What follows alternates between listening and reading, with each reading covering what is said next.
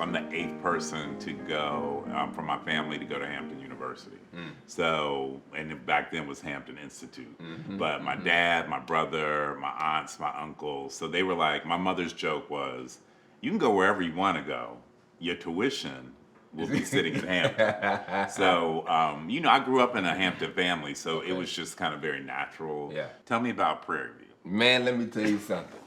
Let me tell you something about the illustrious, the most excellent, they try to duplicate, they try to imitate, but to no end. Prairie View A&M University. And so why did you choose Prairie View? What's crazy is, like in high school, it was my mom that was really, my parents were like, kind of similar to you. It wasn't as specific as Hampton, but they were like, you can do whatever you want to do after college, right? But you going to college. Like, that's not an option, right? And my father went to Jackson State. Okay. My mother went to Mississippi State. She was like one of the few black women, on that campus back then. And my mom taught at Florida A&M. Yeah. Okay. When I was in high school in Tallahassee. Wow. And so HBCUs it was just part of the fabric of my experience growing up. And so I was like, the band, the marching bands, like you see a marching band at a black school versus a PWI. Right. You know what I'm saying? Yeah. You don't want to like you ain't trying to hear that. Those were the original music videos, right? Exactly. So it was just the culture, the culture, and in terms of Prairie View, they have a top-notch engineering program. And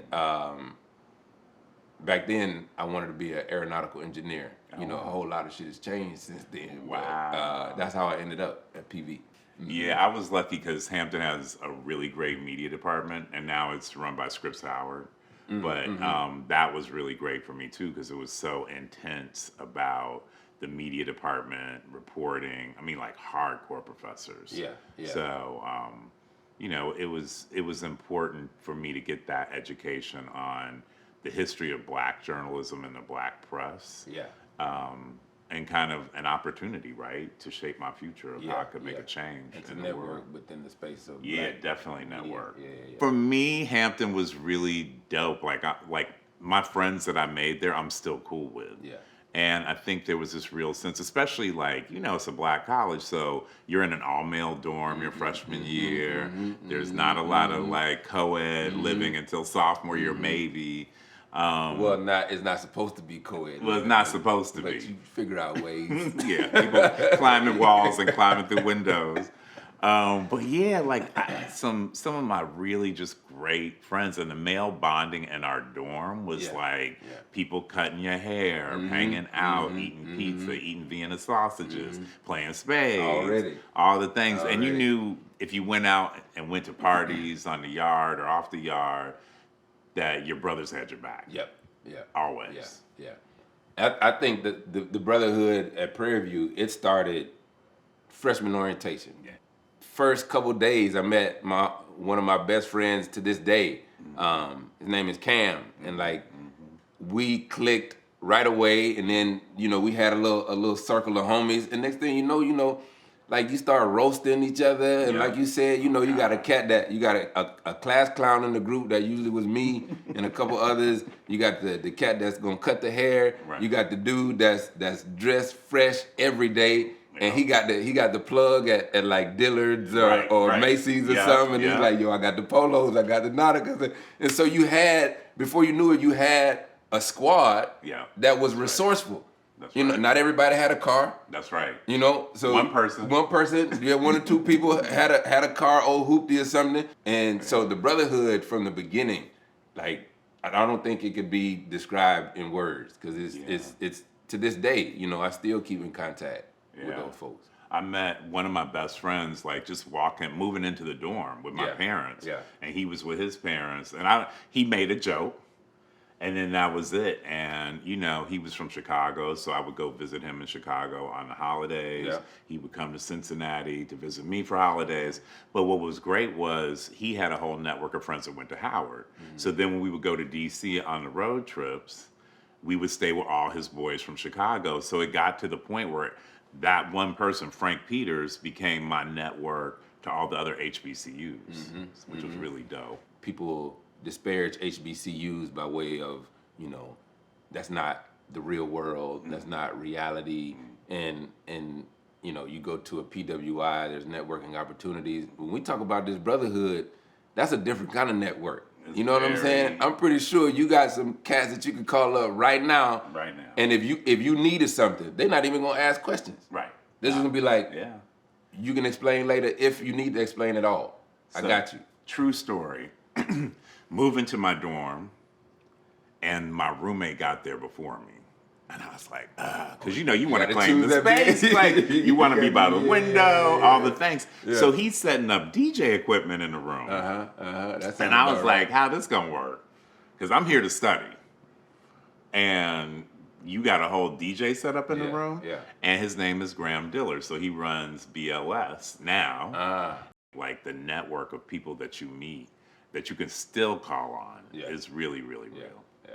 We both went to undergrad, HBCU, but for graduate school, I went to a PWI in Los Angeles, Loyola Marymount University. Yeah.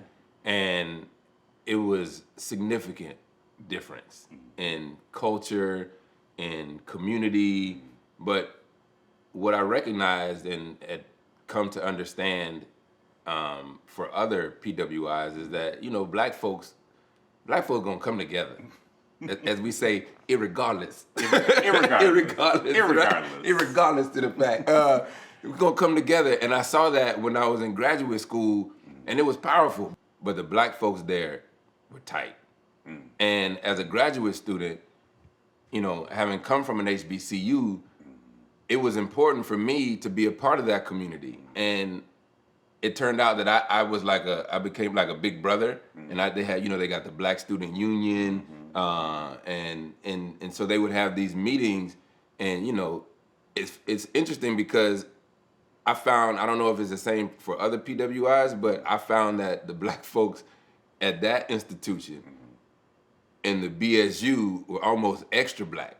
You know what I'm saying? Right. Know what I'm saying? Right. It's like dear white people. Yeah, exactly. It's like you got to be extra to kind of counter what you're experiencing, with the other folks at the institution, right? And so you see your kin folks, you give the head nod. You know what I'm saying? You say what's up, and it's people want to call it self-segregation, but like minds kick it with like minds. And so if you're having shared experiences as a black person at a white campus, it would behoove you to come together and create community out of necessity. So when I left Hampton, I studied abroad. I studied in London for the summer through a Boston University program and studied British media and advertising. And I was the only black person in the program. And so that, I was kind of nervous, like, is my HBCU education going to hold me down? Bruh, speak on it. In the real world. Yeah. And so I did great in the London program, and it was good. But when I went to Columbia, I was like, oh, I am just as good, if not better, than the rest of y'all. And so I think that was one of the things, I think about when I studied French at Hampton, we studied it through the lens of West Africa. When we studied anything, we were given so much history, and we were taught to be analytical and create strategies and really look at how systems were built. And I think that just helped protect you. And it's just, you had to be better in the real world. So I think when I've worked through media, I've always wanted to show black people at their brightest, their finest, their smartest, their most brilliant, because we are. Yep. But there weren't platforms that showed us in that way. So I was very fortunate to be on the founding staff of Vibe and work my way up the ladder. And we always talked about how do we show black folks and black culture in a way that is as good as or better than what Rolling Stone and Vanity Fair were doing. And at the same time, Essence has such a huge legacy of great journalism and great storytelling and uplifting black women. And so every place that I've worked, I've been able to bring that, black excellence to the table and really show people like, no, this is who we really are. What you said is is very powerful because in and of ourselves, we are great. Yes. And I have a problem with us continuing to compare ourselves to PWIs, you know, as an HBCU. It's like, nah, dog, like, we got it. Like, we have our own identity. Right. With indifference to who you compare us to. That's right. You know, and I remember I kind of had, when I went to graduate school, I went to study philosophy. And I had somewhat of an imposter syndrome, you know? And I remember being in the library on one page for like 30 minutes. And I had an intellectual inferiority complex. And I was like, I come from I'm unbeknownst to me, I'm subscribing to the stereotypes and the stigma. I come from an HBCU. I can't hang with these cats from like Xavier, Stanford, Yale, Princeton, you know what I'm saying? Prairie View A&M University, Hampton University, North Carolina A&T, That's right. FAMU, all these places, they prepare you in a way that you can't get. No, because we have to do it double. We have to prepare for the real world, but we also are reinforcing the world from which we are born. Right. And that's the world of blackness. We're taught at HBCUs to be leaders in our community, to give back, to lift up our brothers and sisters, but to also have contextual relevance when we are approaching anything that we did. So if you're in the student union, if you were a student leader, if you're in a fraternity or sorority, it's always about being the best, right? Yes. Always. Always. Like, that wasn't even a, like, you gotta be the best. You got to be the best. You know? There was a standard of excellence, which is the motto at Hampton, that I think I wanted to bring to the world, but also show the world that my community is more than enough. Yeah. And I think it's interesting how the younger generation is really more focused on kind of self-care and balance and kind of debunking respectability politics. But I think there has to be a mix in that. Sometimes HBCUs, right, can be a little too old school. Yes.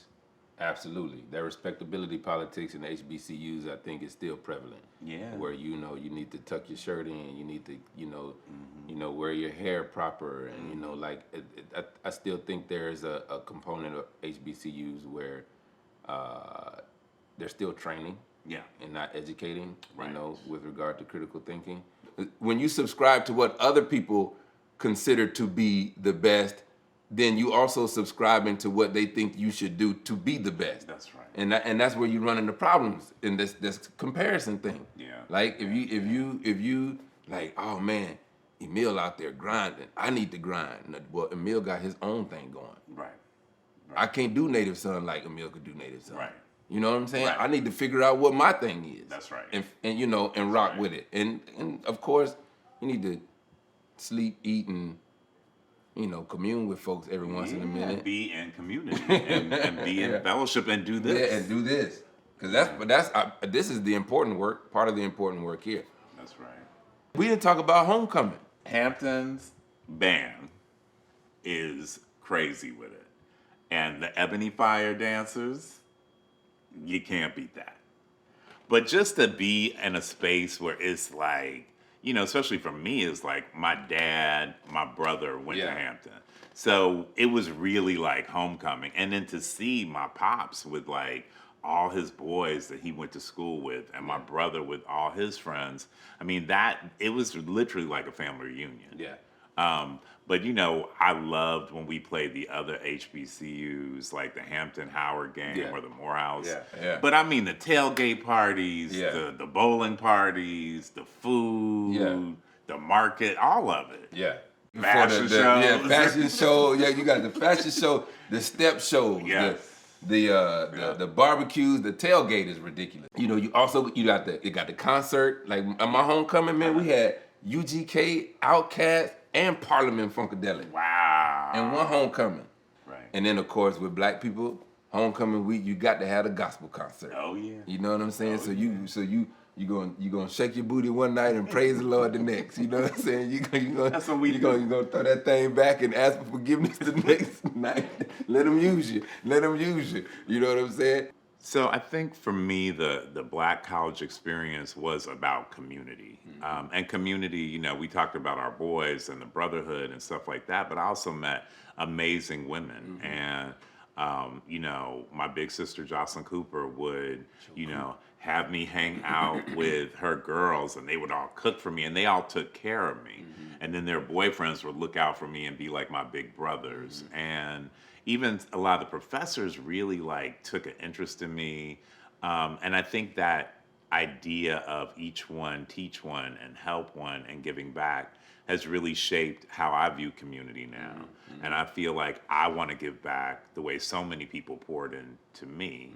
And I was doing it then, like Kierna Mayo is my little sister from Hampton, and she and I will still hook each other up for gigs or support each other when something's going down and bounce ideas off of each other. So when I think of creating this community for Black, gay, and queer men called Native Son, I mean, first of all, the name comes from James Baldwin's Notes of a Native Son, who I saw James Baldwin and met him at Hampton University. He came to speak. And so when I think about that moment and how important it was, I wanted to create that space for my community so that they could feel whole, that they could feel like enough, the way we experience that at HBCU. Right. That's powerful. Yeah. And I think, what I love is that about Prairie View, it's a land-grant institution that was founded on a former plantation of enslaved Africans. Yes. And so just it's